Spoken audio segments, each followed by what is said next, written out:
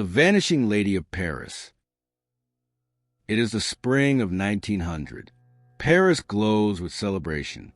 The Exposition Universelle has transformed the city into the beating heart of the modern world, a world of electric light, towering architecture, and infinite promise.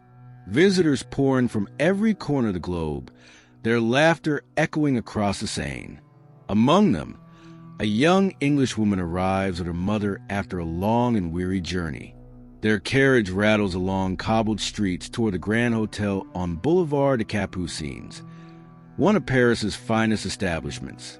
The air smells faintly of rain and coal smoke.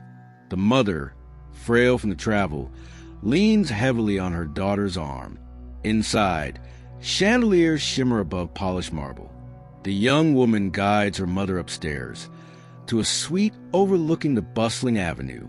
Curtains flutter in the warm breeze. The sound of carriage wheels and chatter fills the room. For the first time in days, the two women feel safe. But as the evening deepens, something shifts. The mother's color fades. Her breath grows shallow. The daughter calls for a doctor, and the concierge hurries to help. Yet when the physician arrives, he shakes his head. He can do little without a special medicine kept at the British Embassy pharmacy across town. It is only a short trip, he says. The mother must rest. The daughter leaves at once, desperate to return quickly. The streets are crowded, the horses restless. The cab winds through Paris, a blur of faces, lamplight, and noise. The errand takes longer than she expects. But finally, the bottle is in her hand. When she reaches a hotel again, the air feels different. Inside the lobby, she senses unease. The clerk does not recognize her. Her name means nothing to him. When she insists, he offers a polite but puzzled smile and says no one of that description is checked in. She asks for the key, but there is no record of her room. Her voice trembles as she demands to be taken upstairs. The porter hesitates, then obliges. They reach the door she remembers, but the wallpaper is different. The number on the plaque is wrong. And when she insists they open it, the room inside is not hers. It smells freshly cleaned. There are no trunks, no hat boxes, no trace of her mother's presence. The woman stumbles back, confused, pleading. The maid who had brought them tea earlier that day swears she's never seen them before.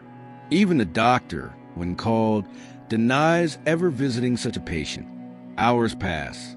The young woman sits in the lobby, weeping quietly, while the manager explains that she must be mistaken, perhaps ill from the journey. Other guests begin to stare.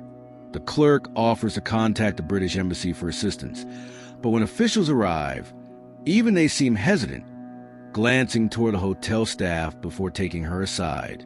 Something is wrong, terribly wrong.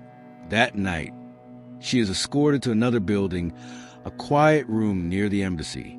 She's told to rest, to calm herself. But the truth gnaws at her, every detail. Her mother's laughter, the lace on her gloves, the sound of the doctor's voice is vivid and real. And yet, Paris itself seems determined to erase it. Days later, she is sent back to England in silence. No one speaks of what happened. The hotel denies everything. And by the time she gathers the courage to write inquiries, the world has moved on. Years pass. The story becomes a whisper, told in drawing rooms and travel clubs, always with the same shiver of disbelief. A mother who vanished between moments. A hotel that rewrote reality. A daughter branded hysterical. Only much later do fragments of explanation begin to surface. Some claim the mother died suddenly of the plague, and that officials ordered a quiet cover-up to prevent panic during the exposition. Others say the hotel quarantined the room, burned everything inside, and rewrote its registry to protect its reputation. There are even those who insist it was something stranger, that the woman slipped through time, her reality folding in on itself for reasons no one can name. But none of it can be proven. The original hotel records were destroyed in a fire decades later. No one ever found the doctor's notes. And the young woman, whose name shifts with each retelling, disappears from history as quietly as her mother did. Today, the Grand Hotel still stands. Guests walk its corridors beneath chandeliers identical to those that once glowed in 1900.